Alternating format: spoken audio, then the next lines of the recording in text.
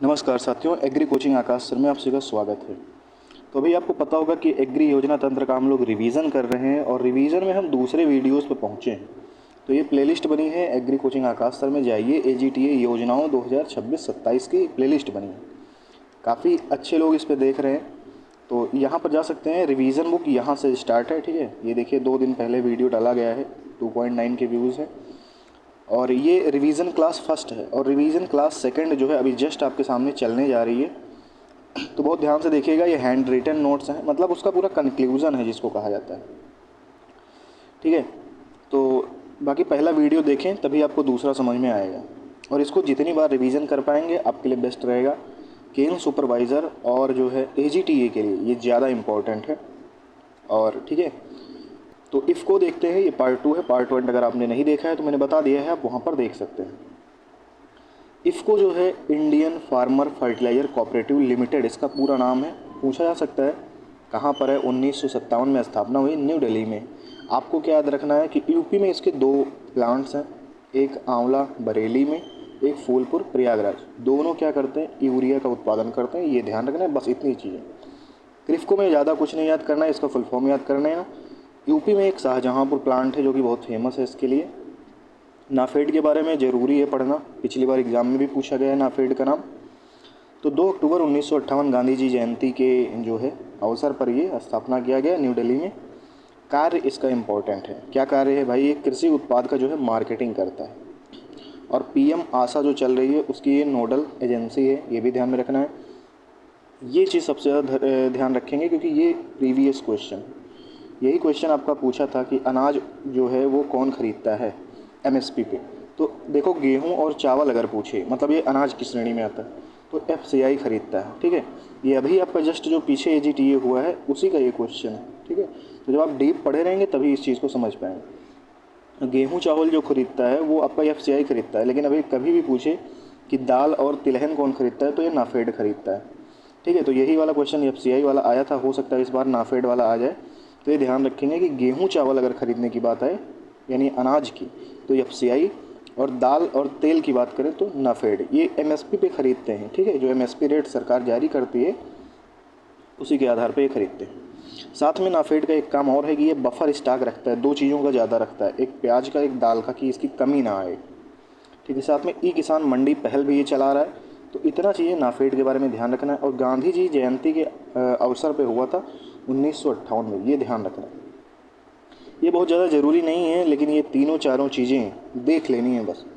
हुर्ल का एक प्लांट है गोरखपुर में, यूरिया उत्पादन करता है। ब्रांड इसका है अपना यूरिया, सोना उगले। एनएफएल जो है नेशनल फर्टिलाइज़र लिमिटेड, ये इसका ब्रांड है जो है वो किसान है, ये ध्यान रखेंगे, ठीक है। नोएडा में है। आरसीएफ जो है ये उज्ज्वला यूरिया उत्पादन करता है, और शुक्ला का एनपीके उत्पादन करता है। भारतीय उर्वरक निगम जो है उर्वरक उद्योग की मदर कंपनी है, यानी जितने भी कंपनियां तितर बितर हो गई हैं वो सब भारतीय उर्वरक निगम में ही पहले थी, बाद में इनको 5-6 जगह पे बांट दिया गया है, सब अलग अलग हो गई हैं इसके बाद। 2 चीज़ें और ध्यान रखनी है कि भाई कोयला आधारित यूरिया प्लांट बनाया गया है तलचर में, ठीक है। तलचर उड़ीसा में है, ये ध्यान रखना है। कोयला आधारित यूरिया प्लांट तलचर में आया है। और प्राकृतिक गैस यूरिया प्लांट जो है उसके आधार पे तो ये नामरूप असम में है, ठीक है। अब देखिए वाटर शेड और जो ग्रामीण विकास मंत्रालय है ये भी आपके उसमें सिलेबस में है, और पिछली बार पूछा भी गया। तो केंद्रीय जल आयोग जो है CWC इसका नाम है। इसका पहले नाम था CWINC, 1945 में इसकी स्थापना हुई, ठीक है। लेकिन 1974 में जो है नाम बदल दिया गया और केंद्रीय जल आयोग की स्थापना की गई। ये बहुत फेमस क्वेश्चन है कि केंद्रीय जल आयोग कब आया, तो 1974 में। मंत्रालय जो है ये जल शक्ति मंत्रालय के अधीन है, इसको ध्यान रखेंगे। कार्य क्या है कि ये बाढ़ का पूर्वानुमान लगाएगा, जल मौसम का डेटा देगा और बांध की जो सुरक्षा है वो देखेगा। केंद्रीय भूमि जल बोर्ड ये क्या करता है, तो ज़मीन के नीचे का जितना जल है, ठीक है, भूमिगत जल, उसका प्रबंधन करता है। फरीदाबाद में है इसका मुख्यालय। और गंगा बाढ़ नियंत्रण आयोग ये पटना बिहार में है, ये ध्यान रखना है। देखो राष्ट्रीय स्वच्छ गंगा मिशन पूछा है, तो पहले ये जानो कि गंगा एक्शन प्लान कब आया, तो 1985 में आया। राष्ट्रीय स्वच्छ गंगा मिशन ये 2011 में आया। नमामि गंगे कार्यक्रम 2014 में आया। तो ये ज़्यादा इम्पोर्टेंट है नमामि गंगे, और ये 100% केंद्र इसका पैसा देता है, ये भी ध्यान रखेंगे। जल जीवन मिशन 100% अब की बार आ सकता है, ध्यान रखेंगे। 2019, ये ग्रामीण की बात हो रही है, 2019, ठीक है। लक्ष्य क्या था? 2024 तक हर घर जल। ये जल शक्ति मंत्रालय के अधीन कार्य करता है। जलापूर्ति जो है 55 LPCD सबको मिलता है। मानक BIS के IS 10,500 मानक, ये थोड़ा ध्यान रखेंगे बस। JM शहरी जो है वो आपका जल शक्ति मंत्रालय से नहीं है, वो है आवास और शहरी कार्य मंत्रालय से, ताकि आप भूलें ना, इसलिए मैंने लिख दिया। स्वच्छ भारत मिशन देख लीजिए, 2014 में आया। इसका जो अब देखो, जैसे बहुत लोग इसमें ग्रामीण विकास मंत्रालय टिक कर सकते हैं, इसीलिए मैंने मार दिया है कि भाई ये देखो, ग्रामीण का जो है वो जल शक्ति मंत्रालय ही इसको देख रहा है, शहरी वालों का देख रहा है आवास व शहरी कार्य मंत्रालय, ठीक है। तो यहाँ पे कंफ्यूज मत होना कि पिछली बार मनरेगा में बहुत लोग कंफ्यूज हुए थे, वाटर सेट में बहुत लोग कंफ्यूज हुए थे। इसके देखो चरण फर्स्ट 2014 से 19 चला है, 2019 तक। ODF बनाना मतलब घर में सबके शौच वगैरह रहे।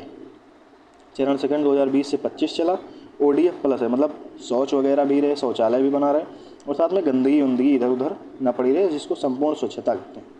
और अब चरण 3 चल गया है 2025 से 29 तक, तो ये भी ध्यान रखें। SBM की उप योजनाएँ, मतलब स्वच्छ भारत मिशन की उप योजनाएँ कौन? तो गोवर्धन आपके एग्रीकल्चर से रिलेटेड है। Galvanising organic bio agro resources धन, ये फुल फॉर्म पूछा जा सकता है। इसका कार्य क्या है कि पशु का जो गोबर है, मलमूत्र है, ठोस कचरा जो इधर उधर पड़े रहते हैं, उससे बायोगैस व जैविक उत्पाद या खाद बनाया जा रहा है। इसका जो थीम है वो कचरे से कंचन थीम है। निफ्टेम बहुत ज़्यादा ज़रूरी नहीं है, ना तंजावुर का ना कुंडली का, बस ये ध्यान रखना है कि जो आपके खाद्य प्रसंस्करण के उद्यमी तैयार करते हैं वो निफ्टेम कुंडली से करते हैं, और तंजावुर का भी काम यही खाद्य प्रसंस्करण से ही है। देखो, उद्यान एवं खाद्य प्रसंस्करण निदेशालय अगर कभी पूछे कहाँ है, तो उत्तर प्रदेश के लखनऊ में, ठीक है। और यूपी देखो किस किस चीज़ में फर्स्ट है इनके अनुसार, आम में है, अमरूद में है, आलू में है, तरबूज में है, खरबूजा में है और मेंथा में। आलू निर्यात के कहाँ कहाँ से मेनली केंद्र बनाए गए हैं, तो आगरा, ताज ब्रांड, फर्रुखाबाद, अलीगढ़। आम निर्यात केंद्र लखनऊ में काकोरी ब्रांड के नाम से चला है आम, ये ध्यान रखेंगे। सहारनपुर भी है आपका। मेगा फूड पार्क योजना क्या है, तो किसान, प्रोसेसर और रिटेलर, ये तीनों एक साथ लाकर जो है कृषि उत्पादन को बाजार से जोड़ते हैं, इसको मेगा फूड पार्क कहते हैं। FCI से क्वेश्चन आया था, तो ये पढ़ना जरूरी है। इसको हिंदी में भारतीय खाद्य निगम कहते हैं, फूड कॉरपोरेशन ऑफ इंडिया। 1965 में पहले इसका मुख्यालय चेन्नई था, लेकिन अब क्या है, न्यू दिल्ली में है। ये उपभोक्ता मामले, खाद्य व सार्वजनिक वितरण मंत्रालय से संबंधित है। कार्य क्या है, MSP पे खाद्यान्न की सीधी खरीद करता है, जैसे गेहूं और धान, जो कि मैंने पहले बताया। ये भी बफर स्टॉक रखते हैं गेहूं धान का, कि भाई कमी ना आए, और साथ में PDS सिस्टम भी करते हैं, सार्वजनिक वितरण करते हैं। जो आपको 2 रुपये किलो गेहूँ चावल कोटेदार के यहाँ मिलता है, वो इन्हीं का काम है। CWC केंद्रीय भंडारण निगम, सेंट्रल वेयर हाउस कॉरपोरेशन, नई दिल्ली में है। काम क्या है, उपज, बीज, उर्वरक, इन सब का ये क्या करते हैं, भंडारण करते हैं, ठीक है। ये ध्यान रखेंगे कि 1957 में बना है। WDRA क्या है, 2010 में आया है। ENWR क्या है, तो नेविगेशन जो वेयर हाउस रिसिप्ट है। ये CWC गोदाम में आप अनाज रख सकते हैं किसान लोग, तो किसान को एक रसीद दी जाती है, उस रसीद पर बैंक से आप लोन ले सकते हैं। ENWR नई पहल है, ध्यान रखेंगे। शर्करा और वनस्पति तेल निदेशालय कहाँ है, नई दिल्ली में है। गन्ना आदेश और चीनी, ये दोनों ऐसे ध्यान रखें, बहुत ज़रूरी नहीं है। ये ध्यान रखें कि राष्ट्रीय शर्करा संस्थान कहाँ पे है, कानपुर में है, और भी पूछे कल्याणपुर में है। IISR शुगर केन रिसर्च कहाँ है, लखनऊ में। भारतीय मानक ब्यूरो, ठीक है। ISI जो मार्क होता है 1947 में बना, ठीक है, लेकिन ISI कन्वर्ट होगा BIS में 1987 में, नई दिल्ली में इसका मुख्यालय है। ISI मार्क क्या है, तो औद्योगिक व उपभोक्ता उत्पाद के लिए अनिवार्य गुणवत्ता प्रमाणन। जैसे आप कुछ भी लेने जा रहे हैं, कोई भी सामान जो औद्योगिक है या आप उपभोग करने वाले हैं, उस पर ISI मार्क रहता है। हाल मार्क किस पे रहता है, तो सोना चांदी आभूषण पे रहता है। CRS किस पे रहता है, ये सब मार्क हैं, इलेक्ट्रॉनिक पे रहता है। अगर इको है तो वो पर्यावरण मार्क है। NIRDPR, ठीक है, ये पंचायत से रिलेटेड है, हैदराबाद में इसका मुख्यालय है। ग्रामीण विकास मंत्रालय जो है इसका मंत्रालय है। फिर कह रहा हूँ कि अगर आप गन्ना पर्यवेक्षक AGTA ADO की तैयारी कर रहे हैं, तो ये आपके लिए बहुत ज़बरदस्त PDF है, 150 पेज की है, थ्योरी में है, इसको आप ज़रूर पढ़ें। तीनों में से कोई भी एग्ज़ाम है आपको, सिर्फ और सिर्फ 25 रुपीज़ की रखी गई है, तो इसे आराम से आप बाई कर सकते हैं। यहाँ पे आपको WhatsApp नंबर दिया है, आप इसी पर मैसेज कर दीजिए कि हमें ये एग्री योजना तंत्र यही पुस्तक चाहिए, चाहे स्क्रीनशॉट डाल दीजिए। तो आप डेमो भी देख सकते हैं और 25 रुपये की PDF खरीद सकते हैं 9453217006। और जो आज की क्लास की PDF है ये आपको जाएगी टेलीग्राम पे, ठीक है। तो टेलीग्राम का लिंक अभी दे दिया जाएगा कमेंट बॉक्स में। एग्री कोचिंग आकाश सर, या आप सर्च करके भी जा सकते हैं टेलीग्राम पे, ठीक है। यही नाम आपको टेलीग्राम पे सर्च करना है और आप सीधा टेलीग्राम पे पहुंच जाएंगे। वहाँ पर ये PDF अपलोड कर दी जाएगी और पहली PDF भी अपलोडेड है, तो वहाँ भी आप आराम से 2-3 मिनट में देख सकते हैं। साथ में इसको आप बार बार देखें ताकि आपके दिमाग में सेव हो जाए। और क्वेश्चन से आएंगे, आप कितना भी प्रयास करेंगे कि ना आए, क्वेश्चन आएंगे 100%, ठीक है।